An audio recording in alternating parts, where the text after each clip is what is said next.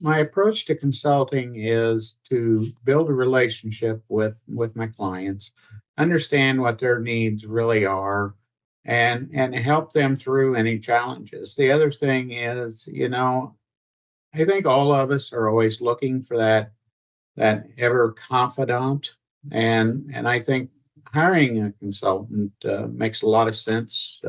I understand everything from operational issues all the way to the finances. I've done quite a little bit throughout my career, from being an apprentice lineman to a lineman to a lead lineman, working foreman, ops manager, and CEO of two different cooperatives. I can share with people going forward is some of the things that work really, really well for me. There are a lot of things that I can pass on to others, and hopefully uh, let them understand what some of the pitfalls of some of their decisions may be, and how I can make their lives a lot better just by having a conversation. As a experience with working with people, and I don't care if it's members, I don't care if it's employees, I don't care if it's in government relations. I've got experience in most of those areas, and my leadership style was always based on two things: participation and communication. And and I think that is something that will take people a long, long ways. I think one of the things that is undervalued in our society today is the ability to let people make some mistakes. But building that relationship and showing people that we're all going to make mistakes. Anytime that you have a group of people together, you're always going to have conflict. You're going to have differing opinions, and conflict was something that I never shied away from. I wasn't always looking for conflict, but it was something I certainly didn't shy away from. And I think through conflict, we all grow. I don't care if it's within your marriage or if it's at work. You're going to have conflict from time to time, and I think just understanding that conflict is a very normal thing to happen, and in trying to find some way that you can have a win-win situation for both parties. I know within my organization, we always use KPIs, which key performance indicators would show whether or not, and especially if it's done over a 2 to 5 year period, it will show whether or not you're successful in what you're trying to achieve. I think the first thing is setting a strategy, identifying the issues that you want to solve, setting a strategy on how to get there, and then certainly making sure that you're using KPIs to measure that success. It's going to be imperative. Understanding that the most efficient machine in the world is the rumor mill, and staying on top of the rumor mill, trying to put aside all kinds of information that may be disinformation or misinformation, whatever the term is you want to use, and just allowing people time to embrace the new initiative that you're wanting to make is probably key to moving forward. All employees within an organization have a key role. I I used to get tickled from time to time. I would go out and wash my own vehicle, and I would have different staff members say, "Well, don't you have people to do that?" And I'd say, "Well, if I'm doing my job correctly, my people's day is filled." So recognition that we all have a role to play. Well, I think short-term objectives are very simple. They're just a means to get to your long-term strategic goals. I I I see the two of them as complementing one another, and if they don't, you probably need to reconcile why your short-term goals are not aligned with your long-term vision. High-speed internet access is something that has become just like electricity was back in the 30s. And It's no longer a wanted service. It's an essential service. So each and every client is totally different. Um, I don't necessarily care whether you're in the private sector, if you're in a cooperative environment, no matter what it is. I think first and foremost is understanding the issues that you're having, backing it up with data is going to be very important to me, because I think we all in business have preconceived notions of what our challenges are. And I can tell you 40 years has taught me that my preconceived notion may not be the issue whatsoever. And then as far as tailoring it to your needs, I think that's so very important, because as I said earlier, each company is totally unique. Your culture is totally unique. How you roll out some of the solutions are going to be unique to each and every company. So understanding your needs is going to be real important to me.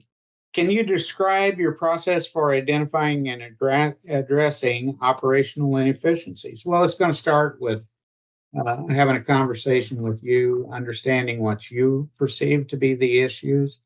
Then it's going to be asking for data to support what your preconceived notions are. You absolutely may be correct, but I'm going to want to understand and put a different set of eyes on it. So I think that's kind of the way we would start that process. How do you measure the success of your consulting engagements? My success will be based solely upon how successful you think I've been. You, as the client, are going to be my number one focus. And if you feel that we have changed your revenue stream, if we've changed it can be everything from, oh, well, I'm not getting there as many grievances anymore. I'm not getting as many customer complaints anymore.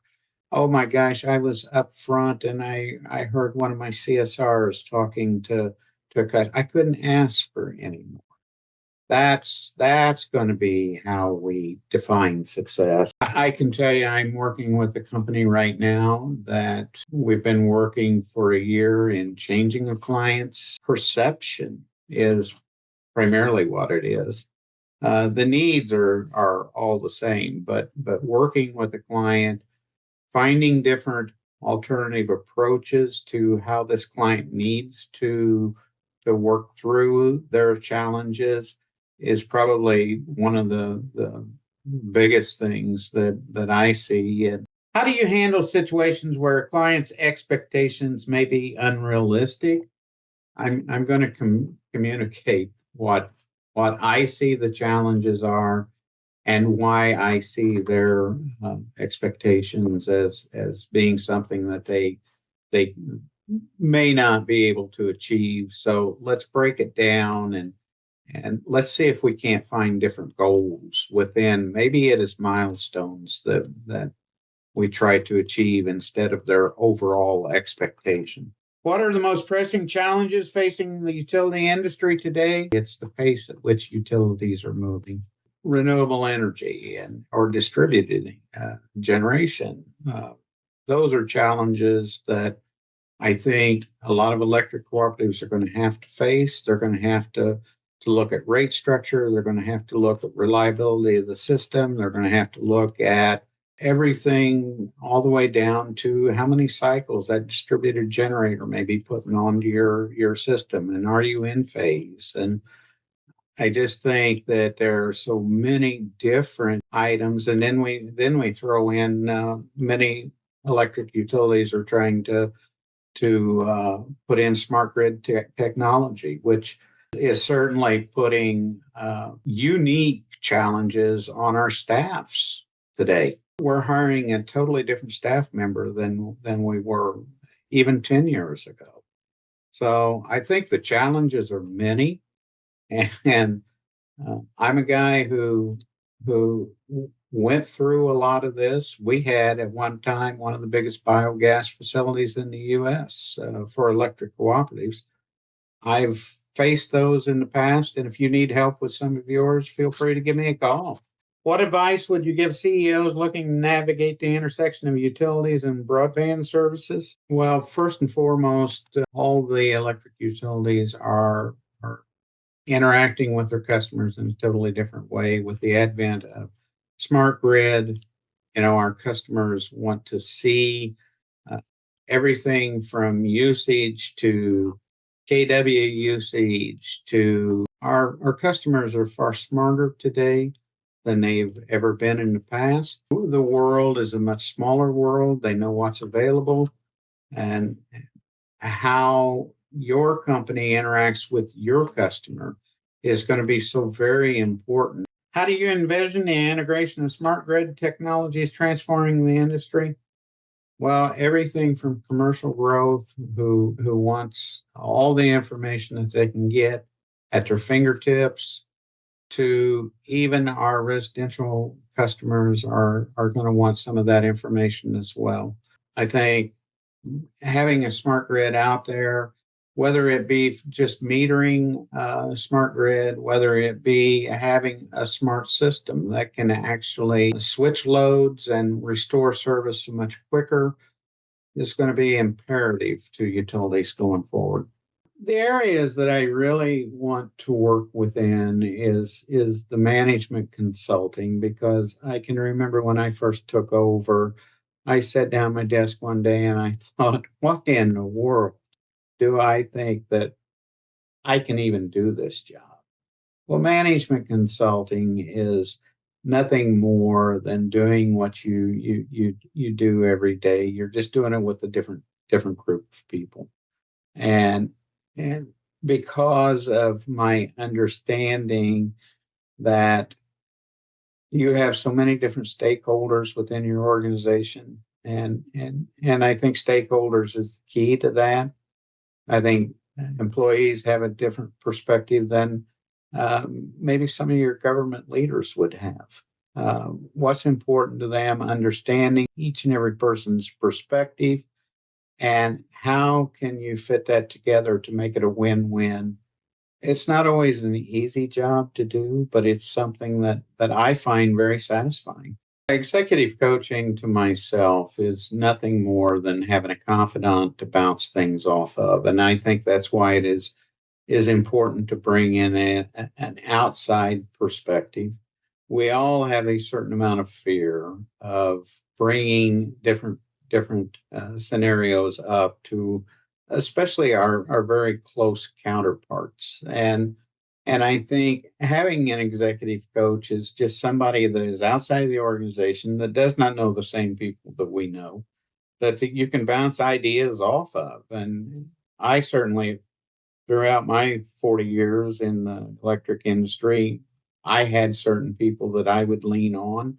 It's a person that it's not only a confidant, but it is a person that has been there, has done that understands what works and what won't work, and is willing to take the time to explain to me why they think a certain scenario might be a better choice than another. The question is areas that I would like to migrate into. I think because of my approach to leadership, I think I can be very, very beneficial in teaching you how to communicate with employees, how to communicate with outside entities better, how to become a more effective leader within your organization. One of the things I used to teach were the five bases of power, and you always wanted to get to referent power. And that's where you become a trusted resource within your industry. And that was always so very important to me. As far as electric cooperatives, I feel very comfortable talking through and looking at the financial analysis. I've been had very close relationships with our lenders in the past, for instance. And I do understand the metrics that they will use to judge you. Some of the areas that I like to stay away from, I will be the first to admit I'm not real good when it gets to regulatory. I'm not real good when it comes to very technical fields. I've always prided myself in not being necessarily dumb to the world of IT, but boy, there are a lot of things there that I just don't get. Helping an executive through how to interact with his board, I can assure you I've made a lot of mistakes in the boardroom. And I think that having that person that you can bounce different ideas off of is going to be so important going forward. Your board is a collection of probably anywhere from 7 to 15. I've seen boards as big as 15. And boy, all of a sudden, you've got a board member who absolutely knows that his idea is the best. How do you balance that with the other 14 different opinions that are in the boardroom? Understanding that for a C-level employee to build consensus is probably one of the most important things that I can bring to that employee is how to build that consensus within the board. To be one of the things that was always very hard for me is to be very patient, but I assure you that when dealing with the board, you have to be so very sensitive to that board's needs and bringing them along and building that consensus so that maybe it takes you 3 to 6 months to build that consensus. But at the end of the day, you're going to be far more successful if you can get most everybody on board. There may come a time too where you just have that one board member you never will bring along, and that's okay because I've chased those issues in the past. The truth of the matter is, you don't have to satisfy every board member. You just have to satisfy the majority of them. If you ever think that you have a need for a guy with 40 years experience in dealing with the same issues that you're dealing with today, feel free to jump on our website, the Mytra consulting website. Schedule a call with me. Maybe you're going to find out that some of the ideas that you think won't work are absolutely the right way, and I could be that guy to lead you to making better decisions going forward.